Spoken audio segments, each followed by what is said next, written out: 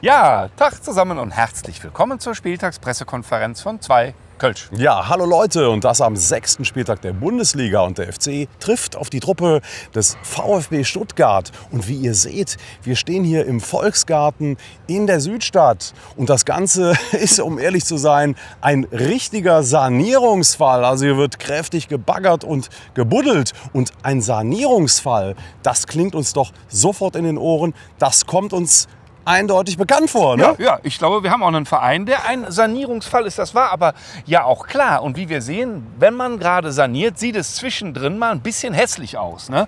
Das ist also ganz normal. Da muss man sich also jetzt nicht direkt ins Hemd machen. Das liegt in der Natur der Sache, würde ich sagen, ne? Ja, und wichtig ist natürlich, dass man nie aus den Augen verliert und vor allen Dingen in der Lage ist, sich vorzustellen, wie das Ganze irgendwann hier mal aussehen wird. Und ganz ehrlich, also das, was jetzt im Moment noch sehr chaotisch aussieht, das wird eine wunderbare Stätte der Zusammenkunft zukünftig wieder werden, so wie es das früher auch schon war. Und diese Fantasie, Leute, gebt sie doch nicht ab und lasst euch doch nicht von irgendwelchen aktuellen Situationen verunsichern. Glaubt einfach an die Zukunft. Genau, ne? Notfalls hilft auch ein bisschen Alkohol, ne? Und deswegen lautet unser Motto heute: Augen zu und Durst. Ja, Leute, wir sind lange noch nicht an dem Punkt angelangt, wo wir es uns nicht schön saufen könnten. Und deswegen sagen wir ganz klar: 2 Kölsch auf 3 Punkte und unseren wunderbaren 1. FC Köln. Prösterchen, Leute.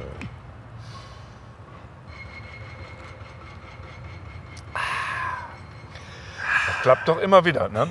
Wobei, wo Alkohol versagt, muss ich sagen, das ist bei mir die ganze Stänkerei, die Besserwisserei, dieses Negative. Da habe ich schon so meine Schwierigkeiten, hinterher zu trinken. Das kann ich ja sagen, ne? Das kriegst du dir nicht schön gesoffen, ne? Nein, also das dieses ist eng, ne? In Köln ja so bekannte schmierige Umfeld, die ganzen Leute. Hieß das anders? Ich weiß nicht. Auf jeden Fall diese ganzen Leute, die nur darauf warten, dass beim FC es wieder mal den Berg runtergeht, die jetzt aus ihren Löchern kommen und alles besser wissen und immer auch schon besser gewusst haben. Ja. Es ist einfach so unfassbar nervig. Dem Guirassy, ne? Ja.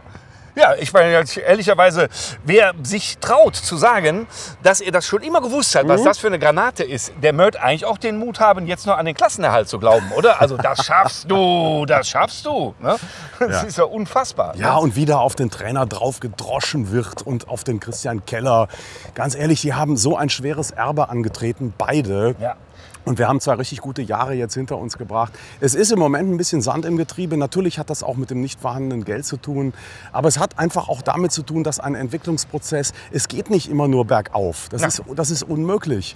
Und wenn wir immer von der Kontinuität sprechen, die wir auch in Köln mal endlich anstreben wollen, wenn man, Stichwort Streich in Freiburg oder auch in Heidenheim, solche Trainer, wenn man sich das in Köln wünscht, dann muss man doch auch durch die Talphase zusammen durchlaufen und nicht beim ersten Gegenwind sofort wieder auf die Barrikaden gehen und alles in Zweifel stellen und alles einreißen wollen. Und alles besser wissen, alles. Ne? Also diese Kellerbecher, denen würde ich gerne mal ein leeres Portemonnaie geben und sie Bier holen schicken. Ja? Ja. Mal gucken, mit was die zurückkommen. Ne? Wahrscheinlich mit nichts. Den Keller haben wir losgeschickt. Ja? Der kam mit einer Kiste zurück. Und dann sagen die Leute, warum ist es kein 50-Liter-Fass geworden? Das kann man nicht verstehen. Also das ist echt lächerlich. Ja, und das Ganze dann auch immer als Schönquatscherei zu bezeichnen, meine Güte. Also entweder man zieht eine Sache gemeinsam durch, man bleibt irgendwie seiner Strategie und seinem Plan treu, oder aber man fängt schon wieder an zu schwanken beim ersten Gegenwind, schmeißt wieder alles über den Haufen. So kommen wir nicht weiter, so sind wir in 25 Jahren nicht weitergekommen.